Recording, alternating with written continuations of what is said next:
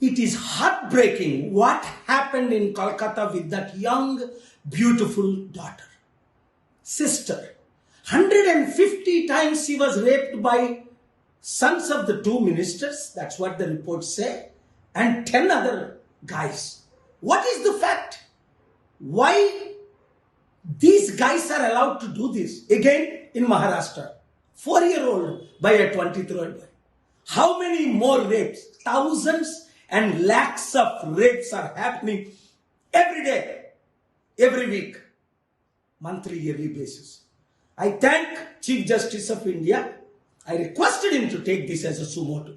Shame on people like Kapil Sibal who are defending the killers and rapists and murderers, though he is my friend.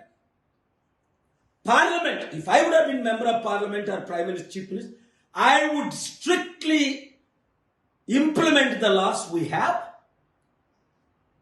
create new laws, there won't be any rapists left.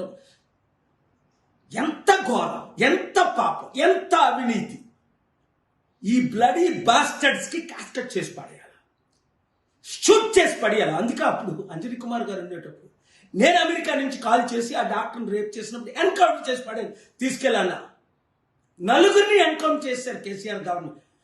వీడు నేను చేశానని ఒప్పుకున్న తర్వాత ఇంకేంటి 10 సంవత్సరాలు 20 సంవత్సరాలు trial అవ్వడమా?